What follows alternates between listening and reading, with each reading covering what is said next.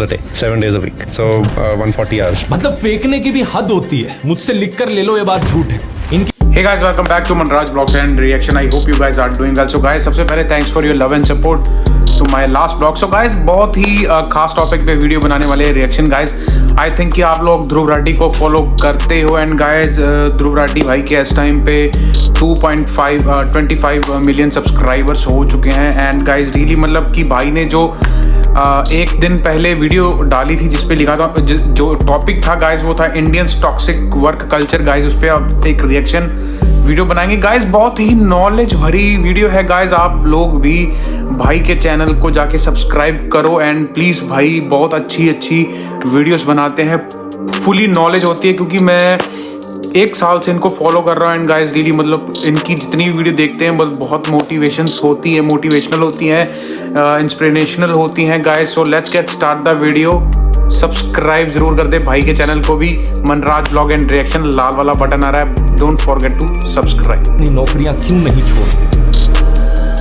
नमस्कार दोस्तों. क्या एक ऑफिस जॉब में हद से ज्यादा काम करना, ऑफिस का टॉक्सिक वर्क कल्चर किसी की जान ले सकता है? इसका एक जीता जागता उदाहरण हमें कुछ दिन पहले देखने को मिला. 26 साल की चार्टर्ड अकाउंटेंट एना सेबेस्टियन पेरेल पुणे में अर्न्स्ट एंड यंग ग्लोबल की एक मेंबर फर्म के साथ काम कर रही थी. इनकी मां अनीता ऑगस्टिन ने ईवाई इंडिया के चेयरमैन को एक चिट्ठी लिखी जिसमें उन्होंने बताया इनकी बेटी को वर्क प्लेस पर इतना ज्यादा काम दिया गया कि वो फिजिकली, मेंटली और इमोशनली टूट गई. वो इतनी ओवर स्ट्रेस्ड हुई, इतना ज्यादा रात में जगना पड़ा कि इसकी वजह से उनकी मृत्यु हो गई. A 26-year-old Anna Sebastian Perel tragically died in Pune. Anna Sebastian Perel was working for EY at their Pune office. Are Indians overworked? इस पूरी चिट्ठी को आज मैं आपके सामने पढ़कर सुनाऊंगा ताकि आप इन पेरेंट्स का दर्द समझ सको. क्योंकि बात पता है क्या है दोस्तों, ये कोई आइसोलेटेड केस नहीं था. एना जैसा ही फिजिकल, मेंटल और इमोशनल टॉर्चर देश में लाखों कॉर्पोरेट एम्प्लॉयज सह रहे हैं. मैकेंजी हेल्थ इंस्टीट्यूट ने अप्रैल 2022 में एक सर्वे किया था. 15,000 अलग-अलग एम्प्लॉयज से बात करी और 1,000 HR मैनेजर्स. इस सर्वे में पाया गया कि 40% इंडियन एम्प्लॉयज में बर्नआउट, डिस्ट्रेस, एंजाइटी या डिप्रेशन के सिम्टम्स दिख रहे हैं. और ऐसे हर एक आउटकम का 90% कारण है टॉक्सिक वर्क प्लेस बिहेवियर. इसीलिए एम्प्लॉयज की अपनी नौकरी छोड़ने की इच्छा इंडिया में ग्लोबल एवरेज से 60% ज्यादा है. लेकिन देश में बेरोजगारी की भी प्रॉब्लम इतनी है कि ऐसे समय में कोई नौकरी छोड़ना आसान काम नहीं है. आखिर क्या है ये टॉक्सिक वर्क कल्चर और जो एम्प्लॉयज इसका शिकार है वो अपने इंडिविजुअल लेवल पर इसके बारे में क्या कर सकते हैं? आइए समझते हैं आज के इस वीडियो में. सो गाइस ये जो इंडियंस टॉक्सिक वर्क कल्चर है गाइस मतलब ये बात बिल्कुल सच. ये जो टॉपिक है बिल्कुल ही एक मेन टॉपिक है. हमें भी इस के बारे में पढ़ना चाहिए. इस वीडियो को ज़रूर देखना चाहिए. एंड तक देखें गाइस, मतलब बहुत सारी नॉलेज मिलेगी गाइस. ये बात बिल्कुल सच बोली गई है इसमें. जो लास्ट टाइम ये जो पुणे में एक इंसिडेंट हुआ था गाइस, उसमें 26-year-old जो जिस लड़की की डेथ हो चुकी थी वो एक वर्कलोड की वजह से हुई थी. एंड गाइस रियली मतलब अगर हम काम का स्ट्रेस लेते हैं सो डेफिनेटली हमारे जो दिमाग है गाइस वो एक स्ट्रेस्ड हो जाता है गाइस, जिसकी वजह से हम कभी गाइस जैसे हम कहते हैं कि जो एक स्ट्रेस्ड आदमी होता है गाइस वो बहुत सारे चीज़ों को नहीं झेल पाता है. एंड उसको उसके अंदर जो सोचने की, समझने की जो शक्ति होती है वो बिल्कुल ख़त्म हो जाती है गाइस. मतलब ये मेरा ओपिनियन है क्योंकि समटाइम्स कुछ ऐसा होता है कि काम का लोड ज़्यादा होता है. काम हम कर रहे हैं गाइस, हमारे पास काम ज़्यादा है बट हमारे दिमाग में बहुत सारी चीज़ें चल रही होती हैं जिसको हमने हैंडल करना होता है. एंड गाइस सम टाइम हम वो चीज़ें हैंडल नहीं कर पाते हैं गाइस. सो इस वीडियो में ये दिखाया गया. सो कंटिन्यू करते हैं गाइस. सबसे पहले एक चीज क्लियर कर देते हैं. कुछ लोगों को मिसअंडरस्टैंडिंग है कि एना सेबेस्टियन वाला केस एक आत्महत्या का केस है, लेकिन ऐसा है नहीं. इंडियन एक्सप्रेस से बात करते हुए एना के पेरेंट्स ने बताया कि 20 जुलाई की शाम को एना दफ्तर से लौटते हुए घर देर से पहुंची थी और अचानक से घर पहुंचने के बाद वो कोलैप्स हो गई. उन्हें हॉस्पिटल ले जाया गया तो हॉस्पिटल में डॉक्टर्स ने उन्हें डेड और अराइवल डिक्लेयर कर दिया. यानी कि अस्पताल पहुंचने से पहले ही उनकी मृत्यु हो गई थी. पोस्टमार्टम रिपोर्ट पे लिखा गया कि उनकी मृत्यु कार्डियक अरेस्ट की वजह से हुई है. लेकिन 3 इडियट्स फिल्म का ये सीन याद है ना? पोस्टमार्टम रिपोर्ट में आया है मौत का कारण intense pressure on wind pipe resulting in choking. वो बेवकूफ सोच रहे हैं कि इधर प्रेशर पड़ने की वजह से मर गया और पिछले 4 साल से जो यहाँ प्रेशर पड़ रहा है उसका क्या? बिल्कुल सही तो रिपोर्ट में है ही नहीं सर. ऐना के केस में 4 साल नहीं केवल 4 महीने ही हुए थे उन्हें इस कंपनी में काम करते हुए। उनके परिवार ने बताया कि इससे पहले उन्हें कोई भी हेल्थ प्रॉब्लम्स नहीं थी। ईवा इंडिया कंपनी के चेयरमैन राजीव मेमानी ने एक लिंक्डइन पोस्ट पर कहा कि वो इस इंसिडेंट से बहुत उदास है। उन्होंने खेद जताया कि ऐना के फ्यूनरल पर कोई नहीं था। कहा कि पहले ऐसा कभी नहीं हुआ है और आगे भी कभी नहीं होगा। लेकिन जो मेन मुद्दा है टॉक्सिक वर्क कल्चर का, इस पर देखिए उनका क्या कहना था। हमारे करीबन 1 लाख एम्प्लॉयज हैं, सभी को मेहनत से काम करना होता है। ऐना ने हमारे साथ केवल 4 महीने काम किया था। किसी भी दूसरे एम्प्लॉय की तरह उसे काम दिया गया था। हम नहीं मानते कि काम के दबाव की वजह से उसकी जान गई है। इनकी इस पोस्ट पर इन्हें बहुत बैकलैश देखने को मिला। एक यूजर ने कहा कि उनका बेटा भी सालों पहले इसी नॉनसेंस से गुजरा था। वे फॉर्चुनेट थे कि 2 साल बाद उनके बेटे ने क्विट कर दिया, लेकिन वे पूरी तरीके से बर्नआउट हो चुका था। माँ बाप होने के नाते उन्हें चिंता थी कि क्या वो दोबारा काम कर पाएगा या नहीं। उन्होंने राजीव मेमानी को गुस्से में कहा कि आपकी रॉटन ऑर्गेनाइजेशन के साथ जो भी काम करते हैं आपको हर किसी से माफी मांगनी चाहिए। कई लोगों ने सोशल मीडिया पर पोस्ट करके बताया कि कैसे वो अपनी नौकरियों में भी इन्हीं हालातों में जी रहे हैं। ये देखिए, एक ने कहा कि वो अपनी नौकरी में 20-20 घंटे काम करते थे, लेकिन कंपनी 15 घंटे से ज्यादा एक्नॉलेज नहीं करती थी। एक दूसरे यूजर ने बताया कि डेलोइट कंपनी के एक डेप्यूटी मैनेजर की भी सेम कारणों की वजह से मृत्यु हुई थी 2 साल पहले। मिड-20s की उम्र में स्ट्रेस, एंजाइटी और कम नींद की वजह से जान चली गई। कांग्रेस नेता राहुल गांधी ने वीडियो कॉल पर बात करी ऐना की मां से। In 1947, but our children are still working like slaves. Even now, they are working like slaves. Rahul Gandhi ने कहा कि वो इस मामले को संसद में उठाएंगे। अगर हमारी सरकार चाहे तो इस मुद्दे को लेकर बहुत सारे सकारात्मक बदलाव ला सकती है। 2 महीने पहले ऑस्ट्रेलिया की सरकार ने अपने देशों के लाखों वर्कर्स को डिस्कनेक्ट होने का लीगल अधिकार दिया। इसके मायने पता है क्या है? ऑस्ट्रेलिया में अगर कोई भी एम्प्लॉय काम पर नहीं है और उसका एम्प्लॉयर उसे कांटेक्ट करने की कोशिश कर रहा है, तो मैसेज के जरिए, कॉल के जरिए वो चाहे तो उन कॉल्स और मैसेजेस को सकता है। किसी भी अनरीजनेबल कांटेक्ट को इग्नोर किया जा सकता है काम से रिलेटेड जब आप अपने काम पर नहीं हो। यूरोप में देखिए, यूरोपियन यूनियन का कानून है कि ओवरटाइम मिलाकर मैक्सिमम वर्किंग आवर्स सिर्फ 48 आवर्स पर वीक हो सकते हैं। यानी कि किसी भी नौकरी में किसी भी एम्प्लॉय से हफ्ते में 48 घंटे से ज्यादा काम नहीं कराया जा सकता। लेकिन हमारे देश का हाल क्या है? कहानी उल्टी ही चल रही है। नवंबर 2020 का ये आर्टिकल देखिए। लेबर मिनिस्ट्री ने गाइस ये बात बिल्कुल सही, क्योंकि अभी हम यूरोप में रह रहे हैं and guys we are still working here, और यहाँ पे 8 घंटे की जो बुनियाद है गाइस, हम उसी पर ही काम करते हैं। अगर हम उससे ऊपर काम करते तो हमें चलो ओवर टाइम दिया जाता है कंपनी की द्वारा, बट गाइस हम अगर बात करें कि एक दिन में अगर हमने 12 घंटे 16 घंटे काम करना है, वो अपने ऊपर डिपेंड करता है कि हम अपने आप को कितना स्ट्रेस दे रहे हैं गाइस। सो जो ये इस वीडियो के जरिए जो बताना चाह रहे हैं वो यही बताना चाह रहे हैं गाइस कि हमें जो वर्कलोड है उसी हिसाब से लेना चाहिए, ताकि हम अपनी फैमिली को भी टाइम दे सके, हैंडल कर सके, एंड अपना जो माइंड है गाइस, सबसे मेन चीज़ है अपनी हेल्थ गाइस। अगर हमारी हेल्थ खराब रहेगी so we can't do anything. So that's it. Post किया कि एक दिन में 12 घंटे तक काम करवाया जा सकता है कंपनीज के द्वारा। यानी कि हफ्ते में अगर 5 दिन काम किया तो हफ्ते के 60 घंटे हो गया। जब लोगों ने इस चीज को लेकर हल्ला मचाया तो सेंट्रल गवर्नमेंट कहती है कि हमने इस मामले में जांच शुरू कर दी है। लेबर और एम्प्लॉयमेंट मिनिस्ट्री की मिनिस्टर ऑफ स्टेट शोभा कंदरलाजे ने ट्वीट करते हुए कहा कि अनसेफ और एक्सप्लॉयटेटिव वर्क एनवायरनमेंट के जो इल्जाम है उन पर थरो इन्वेस्टिगेशन शुरू कर दी है। क्या होगा इस थरो इन्वेस्टिगेशन से? आपको क्या लगता है? ज्यादा से ज्यादा सरकार किसी कंपनी को वार्निंग इशू कर देगी? कंपनी पर प्रेशर आए तो कंपनी 1-2 मैनेजर्स पर सारा दोष डाल देगी और उन्हें फायर कर देगी। जबकि ये बात हर कोई जानता है कि ये किसी एक एम्प्लॉय या किसी एक मैनेजर की प्रॉब्लम नहीं है। जो भी मैनेजर्स हैं उनके ऊपर प्रेशर रहता है उनके बॉस का, उन बॉसेस के ऊपर प्रेशर रहता है उनके ऊपर के बॉस का, और इसी तरीके से दरअसल में जो प्रेशर आता है वो सीधा टॉप से आता है। इस चीज का सबसे अच्छा प्रूफ है इन बड़े बड़े अरबपतियों की, इन कंपनियों के मालिकों की सोच। कुछ महीने पहले इंडिया के टेक बिलियनियर और इन्फोसिस के को फाउंडर नारायण मूर्ति ने एक पॉडकास्ट के दौरान कहा कि इंडिया की वर्क प्रोडक्टिविटी दुनिया में वन ऑफ द लोएस्ट है। India's work productivity is one of the lowest in the world. इसलिए मेरी रिक्वेस्ट है कि हमारे यंगस्टर्स कहें कि मैं एक हफ्ते में 70 घंटे काम करना चाहता हूं। इससे ऐसे लोगों की सोच पता चलती है। इनका बस चले तो इनके सारे एम्प्लॉयज हफ्ते में 70 घंटे काम करें। और इसके मायने पता है क्या होंगे? अगर आप एक 5 डे वर्क वीक मानते हो तो हर रोज के 14 घंटे काम करो। 8 घंटे की तो नींद ही हो गई, तो बाकी सब चीजों के लिए सिर्फ आपके पास 2 घंटे बचे। और अगर कोई हफ्ते में 7 दिन काम करे तो 10-10 घंटे हर दिन काम करना पड़ेगा अगर 70 घंटे करने हैं। नारायण मूर्ति की सेंसलेस बात को दूसरे कॉर्पोरेट्स ने भी सपोर्ट किया, जैसे कि ओला के सीईओ भवेश अग्रवाल। ये भी चाहते हैं कि देश में यूथ 70-70 घंटे हफ्तों में काम करे। और जब इनसे खुद पूछा गया कि ये कितना काम करते हैं, तो देखिए इनका क्या कहना था। I work 20 hours a day, 7 days a week. Wow. So 140 hours. You don't believe in this weekend concept that Yeah. people can't reach you on a weekend?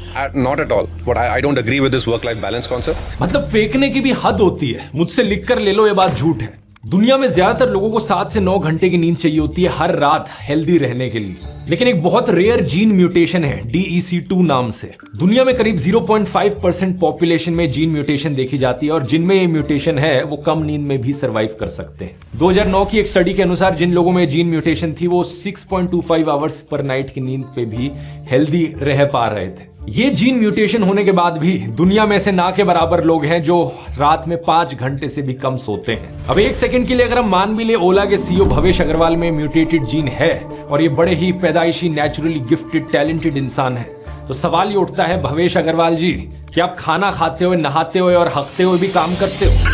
बिल्कुल सही बात नहीं, बोली। 7 दिन 20 घंटे काम करने का मतलब ये है कि बाकी सारी चीजों के लिए आपके पास दिन में सिर्फ 4 घंटे बचे और मिनिमम 4 घंटे तो सोने के लिए भी चाहिए होते हैं। और 2 घंटे का ये पॉडकास्ट करने का टाइम कैसे निकाल पाए आप? क्या पॉडकास्ट करते करते भी नीचे छुपके से अपने पैरों से टाइपिंग कर रहे हो कंप्यूटर पर? 2017, 2020 और 2024 के न्यूज आर्टिकल्स आप देख सकते हो दोस्तों, जहां ओला के ड्राइवर्स किस तरह 10, 12, 14 घंटे काम करते हैं। कभी कभी 17, 18 घंटे भी इन्हें काम कराया जाता है। JSW ग्रुप के सज्जन जिंदल भी नारायण मूर्ति की बात को समर्थन दे रहे थे। इन सभी कंपनीज के सीईओज को मैं चैलेंज करना चाहूंगा कि अपनी कंपनी में जो लोएस्ट लेवल एम्प्लॉय है, एक बार उस लोएस्ट लेवल एम्प्लॉय का काम करके दिखा दो हफ्ते में 70 घंटे तक उसी की सैलरी पर, सिर्फ 1 महीने तक करके दिखा दो ये। फिर पता चलेगा कि असलियत में टॉक्सिक वर्क कल्चर का स्ट्रेस क्या होता है। एक एम्प्लॉय पर इतना बोझ डालने की बजाय ये कॉर्पोरेट्स ये क्यों नहीं कहते कि एक और इंसान को नौकरी दे दी जाए, दोनों में 35-35 घंटे हफ्ते में डिवाइड कर लिए जाए। ऐसा करने से पहली बात तो देश में बेरोजगारी कम होगी और दूसरी बात एम्प्लॉयज की प्रोडक्टिविटी बढ़ेगी। सही सुना आपने, कम काम करने से एक्चुअली में प्रोडक्टिविटी और एफिशिएंसी बढ़ती है। एक्सपर्ट मार्केट नाम की ऑर्गेनाइजेशन ने 42 अलग अलग कंट्रीज की वर्कफोर्स को एग्जामिन किया। हर एक देश के GDP पर कैपिटा को उन्होंने डिवाइड किया हर एक इंसान के एनुअल वर्किंग आवर्स से और इस तरीके से प्रोडक्टिविटी कैलकुलेट करी। इस लिस्ट में लक्समबर्ग का देश पहले नंबर पर है। जानते हैं क्यों? क्योंकि वहां संडे को काम करने पर रोक है। हर एक एम्प्लॉय को साल में 5 हफ्ते की पेड लीव मिलती है और एक हफ्ते में 40 घंटे से ज्यादा काम नहीं कराया जाता। लक्समबर्ग के बाद इस लिस्ट में आते हैं आयरलैंड, नॉर्वे, डेनमार्क, नेदरलैंड्स और इन देशों में भी कहानी वही है। सभी देशों में 40 आवर वर्क वीक होता है और ये कोई कोइंसिडेंस की बात नहीं कि यही देश क्वालिटी ऑफ लाइफ और हैप्पीनेस इंडेक्स के मामले में भी हमेशा टॉप पर रहते हैं। इस लिस्ट में सबसे नीचे आने वाले देशों में था मेक्सिको, जहां बेरोजगारी का डर लगा रहता है। लेबर लॉज बिल्कुल भी स्ट्रिक्ट नहीं है और इसलिए 48 आवर वर्क वीक की जो लिमिट है वो हार्डली कभी इंपोज करी जाती है। कोलंबिया, चिली, ग्रीस जैसे देशों में भी ऐसा ही सिनेरियो देखने को मिलता है जहां वर्किंग आवर्स बहुत ज्यादा है। एज अ रिजल्ट एम्प्लॉयज अक्सर ओवरवर्क्ड होते हैं, थके हुए होते हैं और उनकी प्रोडक्टिविटी भी कम होती रहती है। इसी सेम प्रिंसिपल की बात डिटेल में मैंने अपने टाइम मैनेजमेंट कोर्स में भी करी है। ये बात सिर्फ कंट्री वाइड लेवल पर ही नहीं बल्कि इंडिविजुअल लेवल पर भी एप्लीकेबल होती है। अगर आपको अपनी पर्सनल लाइफ में प्रोडक्टिविटी बढ़ानी है, एफिशिएंसी बढ़ानी है काम करने की, तो आपको अपनी क्वालिटी ऑफ लाइफ को इंप्रूव करना पड़ेगा। आपको अपनी हैप्पीनेस पर फोकस करना होगा। एग्जैक्टली ये कैसे किया जा सकता है? कुछ चीजें तो बड़ी ऑब्वियस हैं, जैसे कि अपनी 8 घंटे की नींद पूरी करो, हेल्दी खाना खाओ, एक्सरसाइज करो, लेकिन कई सारी और चीजें हैं जो सुनने में बड़ी काउंटर इंट्यूटिव लगती हैं, जैसे कि अपने फ्रेंड्स और फैमिलीज के साथ ज्यादा टाइम स्पेंड करो। इन्हीं चीजों को मैंने डिटेल में कोर्स में एक्सप्लेन किया है। ये पूरा कोर्स बहुत ही डिटेल्ड और कॉम्प्रिहेंसिव कोर्स है जिसमें मैं आपको ना सिर्फ टाइम मैनेजमेंट सिखाता हूं बल्कि goal creation, life satisfaction, task management, productivity और हैप्पीनेस दोनों साथ साथ कैसे बढ़ाया जाए ये भी सिखाया जाता है। इसके अलावा आप सीखेंगे कि कैसे आप प्रोक्रेस्टिनेशन और डिस्ट्रैक्शन से हमेशा के लिए छुटकारा पा सकते हैं। पिछले महीने इस कोर्स का नया हिंदी वर्जन लॉन्च हुआ था और पहले लोग जिन्होंने इस कोर्स को कंप्लीट किया उनके आप रिव्यू स्क्रीन पर देख सकते हैं। मुझे बड़ी खुशी है देखकर कि इन लोगों को ये कोर्स कितना यूजफुल लगा अपनी जिंदगी के लिए। अगर आप भी ज्वाइन करना चाहते हैं इस कूपन कोड को इस्तेमाल कीजिए LIVE48 LIVE 48, आपको 48% ऑफ मिलेगा। इसका लिंक नीचे डिस्क्रिप्शन में मिल जाएगा या फिर आप इस QR कोड को भी स्कैन कर सकते हैं। अब एना सेबेस्टियन के टॉपिक पर वापस आए तो एक बड़ा सवाल ये कि टॉक्सिक वर्क कल्चर होने के बावजूद एना जैसे लोग, एना जैसे एम्प्लॉयज अपनी नौकरियां क्यों नहीं छोड़ते। मैं यहां आपको उनकी मां की चिट्ठी पढ़कर सुनाना चाहूंगा क्योंकि बहुत सारी चीजें उससे साफ हो जाती हैं। फ्रॉम अनीता ऑगस्टिन, लेट एना सेबेस्टियन पेराइल की मां, to Rajiv Memani, EY India chairman. प्रिय राजीव, मैं ये पत्र एक दुखी मां के रूप में लिख रही हूं। एक दुखी मां जिसने अपनी प्यारी बच्ची एना सेबेस्टियन को खो दिया है। मेरा दिल भारी है और मेरी आत्मा टूट चुकी है जब मैं ये शब्द लिख रही हूं, लेकिन मुझे लगता है कि हमारी कहानी साझा करना जरूरी है, इस उम्मीद से कि किसी और परिवार को हमारे जैसा दर्द ना सहना पड़े। एना ने नवंबर 2023 में अपने CA के एग्जाम्स पास किए थे और 19 मार्च 2024 को EY पुणे में एक एग्जीक्यूटिव के रूप में शामिल हुई। वह जिंदगी से, ख्वाबों से और भविष्य के लिए उत्साह से भरी हुई थी। EY उसकी पहली नौकरी थी और वह ऐसी प्रेस्टीजियस कंपनी का हिस्सा बनने के लिए रोमांचित थी। लेकिन 4 महीने बाद 20 जुलाई 2024 को मेरी दुनिया बिखर गई जब मुझे ये दिल दहला देने वाली खबर मिली कि एना का देहांत हो गया। 26-year-old chartered accountant who worked at Ernst & Young died in July, just 4 months after she joined the company. वो केवल 26 वर्ष की थी। एना हमेशा से एक फाइटर थी, बचपन से लेकर एकेडमिक वर्षों तक, जहां उसने जो कुछ भी किया उसमें एक्सेल किया। वह स्कूल टॉपर थी, कॉलेज टॉपर भी थी। उसने एक्स्ट्रा करिकुलर एक्टिविटीज में एक्सेल किया और अपने CA एग्जाम्स को डिस्टिंक्शन के साथ पास किया। वह EY में निरंतर काम करती थी, उस पर रखी हुई डिमांड्स को पूरा करने के लिए अपना सब कुछ दे रही थी। लेकिन वर्कलोड, नया माहौल और लंबे घंटों तक काम उस पर फिजिकली, इमोशनली और मेंटली भारी पड़ा। उसे ज्वाइनिंग के ठीक बाद ही एंजाइटी और स्ट्रेस होने लगा। नींद आनी बंद हो गई, लेकिन वह खुद को पुश करती रही, यह मानते हुए कि मेहनत और लगन ही सक्सेस का जरिया है। 6 जुलाई शनिवार को मेरे पति और मैं एना के CA कॉन्वोकेशन में शामिल होने के लिए पुणे पहुंचे। क्योंकि वो पिछले सप्ताह देर रात सुबह के 1 बजे अपने PG पहुंचने पर सीने में जगड़न की शिकायत कर रही थी, हम उसे पुणे के हॉस्पिटल में ले आए। उसकी ECG नॉर्मल थी और कार्डियोलॉजिस्ट ने हमें आश्वस्त किया, यह बताते हुए कि उसे पर्याप्त नींद नहीं मिल रही थी और वह देर से खाना खा रही थी। उन्होंने एंटी एसिड्स लिखे जिससे हमें यह विश्वास हुआ कि यह कुछ भी गंभीर नहीं था। हालांकि हम इतना दूर कोची से आए थे, फिर भी उसने डॉक्टर को दिखाने के बाद काम पर जाने के लिए इंसिस्ट किया, यह कहते हुए कि बहुत सारा काम बचा हुआ था और उसे छुट्टी नहीं मिलेगी। उस रात वह फिर से अपने PG में देर से लौटी। 7 जुलाई रविवार को कॉन्वोकेशन के दिन उसने सुबह हमें ज्वाइन किया, लेकिन उस दिन भी वह दोपहर तक घर से काम कर रही थी और हम कॉन्वोकेशन वेन्यू पर देर से पहुंचे। ये मेरी बेटी का सबसे बड़ा सपना था कि वो अपने माता पिता को अपनी कॉन्वोकेशन में ले जाए अपने खुद के मेहनत के कमाए हुए पैसों से। उसने हमारी फ्लाइट टिकट्स बुक की थी और वह हमें लेकर गई। ये बताते हुए मेरा दिल टूट जाता है कि उन 2 दिनों के दौरान भी जो हमारी बच्ची के साथ बिताए हुए हमारे आखिरी दिन होने वाले थे, वह काम के प्रेशर की वजह से उन दिनों को भी एंजॉय नहीं कर सके। जब एना ने स्पेसिफिक टीम में ज्वाइन किया तो उसे बताया गया कि कई एम्प्लॉयज बहुत ज्यादा वर्कलोड के कारण रिजाइन कर चुके थे और टीम मैनेजर ने उसे कहा, एना तुम्हें यहाँ रहना है और हमारी टीम के बारे में सबकी राय बदलनी है। मेरी बच्ची ने रियलाइज नहीं किया कि उसकी कीमत उसे अपनी जान से चुकानी पड़ेगी। उसके मैनेजर्स अक्सर क्रिकेट मैचेस के दौरान मीटिंग्स को रीशेड्यूल करते थे और दिन के अंत में उसे काम सौंपते थे। एक ऑफिस पार्टी में एक सीनियर लीडर ने यह तक मजाक में कह दिया कि उसे अपने मैनेजर के अंडर काम करने में बहुत मुश्किल होने वाली है, जो दुर्भाग्य से एक ऐसी हकीकत बन गई जिससे वह बच नहीं पाई। एना ने हमें इस ओवरवेलमिंग वर्कलोड के बारे में साझा किया, खासकर वर्बली दिए गए एडिशनल टास्क्स जो ऑफिशियल काम से अलग थे। मैं उससे कहती थी कि ऐसे काम ना ले, लेकिन मैनेजर्स को कोई फर्क नहीं पड़ता था। वह रात को देर तक काम करती थी, यहाँ तक कि वीकेंड्स पर भी। चैन की सांस लेने का मौका भी उसके पास नहीं होता था। उसके असिस्टेंट मैनेजर ने एक बार रात में फोन किया और अगली सुबह तक एक टास्क पूरा करने को कहा। इसकी वजह से उसे आराम करने या रिकवर करने का भी समय नहीं मिला। जब उसने अपनी चिंता कंपनी को जताई तो उसकी बातों को खारिज करते हुए जवाब मिला, तुम रात में काम कर सकती हो, यही तो हम सब करते हैं। एना अपने कमरे में बहुत ज्यादा थकी हारी वापस आती थी, कभी कभी कपड़े बदले बिना ही बिस्तर पर गिर जाती थी। फिर और रिपोर्ट्स मांगते हुए मैसेजेस की बाढ़ आती थी। वह अपनी पूरी कोशिश कर रही थी, डेडलाइंस को मीट करने के लिए बहुत मेहनत कर रही थी। एना अंदर से एक फाइटर थी, आसानी से हार मानने वाली नहीं थी। हमने उसे कहा था कि नौकरी छोड़ दे, लेकिन वो सीखना चाहती थी और नया एक्सपोजर चाहती थी। एना कभी भी मैनेजर्स पर इल्जाम नहीं लगाती, वह बहुत दयालु थी, लेकिन मैं चुप नहीं रह सकती। न्यू कमर्स पर ऐसे कमर तोड़ काम का बोझ डाल देना, उनसे दिन रात काम कराना, यहाँ तक कि संडे को भी काम कराना, ये किसी भी हालत में सही नहीं है। वह अभी तो अपने होम टाउन और अपने प्रियजनों को छोड़कर आई थी। सब कुछ उसके लिए नया था, ऑर्गेनाइजेशन, जगह, भाषा, और वो एडजस्ट करने की बहुत कोशिश कर रही थी। लेकिन इसकी बजाय मैनेजमेंट ने इस बात का पूरा फायदा उठाया कि वो नई थी काम में, और उसे असाइंड और अनअसाइंड वर्क दोनों के काम में डुबा दिया। यह एक सिस्टेमिक इशू है जो इंडिविजुअल मैनेजर्स या टीम्स के परे है। कभी ना खत्म होने वाली डिमांड्स और अनरियलिस्टिक एक्सपेक्टेशंस को मीट करने का प्रेशर ज्यादा समय तक नहीं सहा जा सकता, और इनकी कीमत हमें एक युवा महिला की जान से चुकानी पड़ी जिसमें बहुत सारा पोटेंशियल था। एना एक युवा प्रोफेशनल थी जो अपने करियर की बस शुरुआत कर रही थी।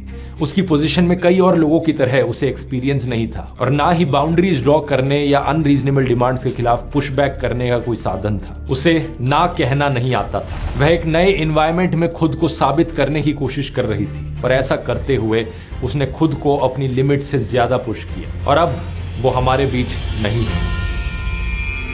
काश कि मैं उसे प्रोटेक्ट कर पाती, उसे बता पाती कि उसकी हेल्थ और वेलबींग किसी भी चीज से ज्यादा मैटर करती हैं। लेकिन मेरी एना के लिए अब बहुत देर हो चुकी है।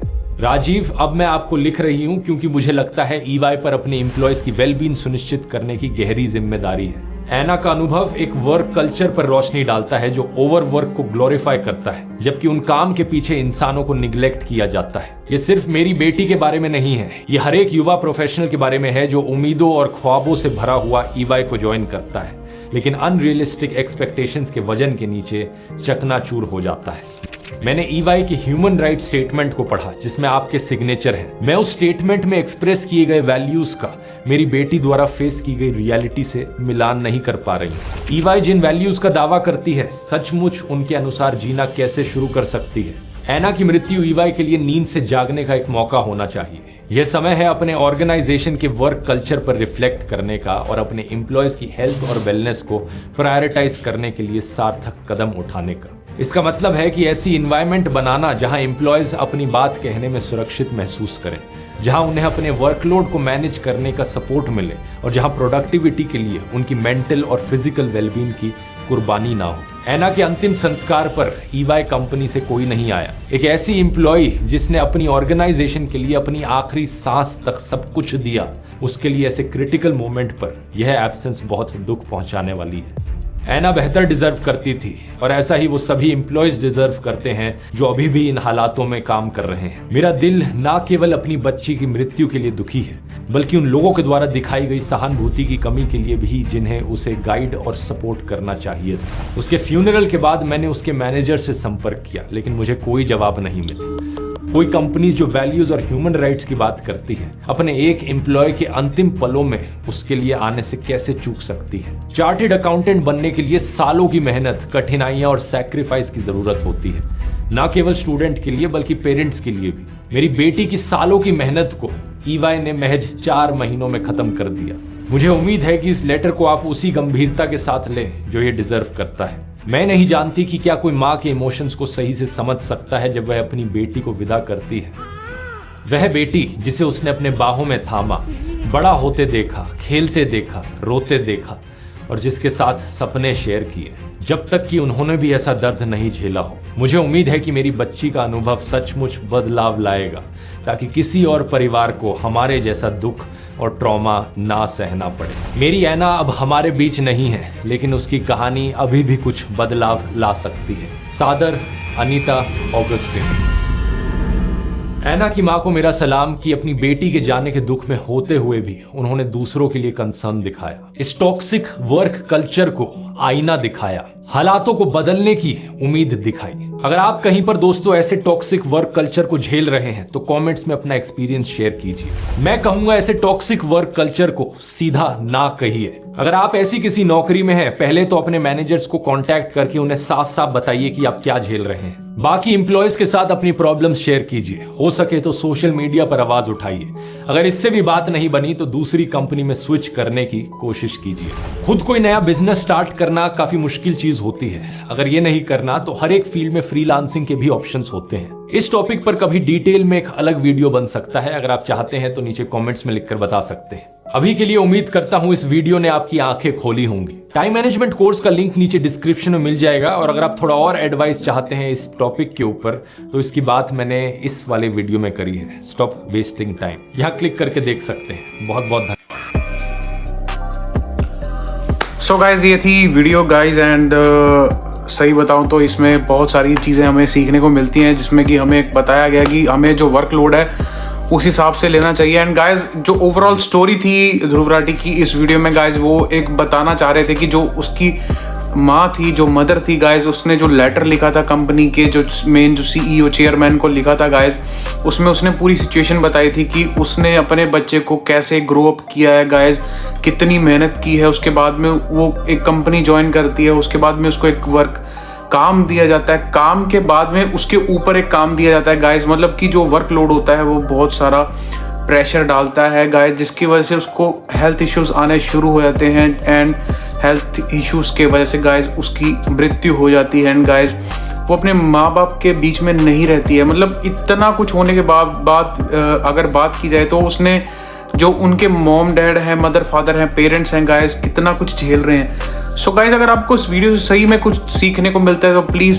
भाई के चैनल को सब्सक्राइब ज़रूर करें और रिएक्शन वीडियोस के लिए, एंड प्लीज़ आप अपने भी कमेंट्स मेरे वीडियो पे भी शेयर करें कि अगर कोई इंसान ऐसे सही में वर्कलोड झेल रहा है गाइज, क्योंकि वर्कलोड नहीं झेलना चाहिए, अपने फैमिली के साथ टाइम स्पेंड करना चाहिए। ये जो चीज़ें हैं गाइज ये स्ट्रेस की ओर लेके जाती हैं इंसान को। सो अपने आप को खुश रखने की कोशिश करें, क्योंकि काम गाइज, काम तो हम करते रहेंगे, पूरी ज़िंदगी काम करना है, पैसे कमाने हैं गाइज। सो अगर आपको ये वीडियो से कुछ सीखने को मिला सो प्लीज़ एक प्यारा सा कमेंट ज़रूर कर दें, शेयर कर दें, सब्सक्राइब कर दें। सो मिलते हैं आपको नेक्स्ट वीडियो में। Till then sign off Manraj blogs and reaction guys.